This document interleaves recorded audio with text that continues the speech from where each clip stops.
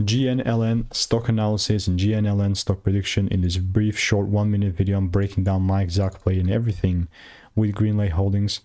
Not the best ticker ever, you know, another 5% correction on Friday.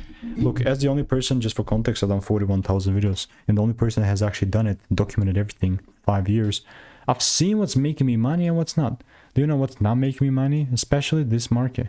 Like when it's choppy, when there is no clear range and whatever, just consolidating, and there's not enough enough volatility, man. Like, I don't think that the rules are even going to be met here. Well, I actually do see the first break taking place. So only if there's like the second break, then this will make sense for me to sell. Other than that, I stay away.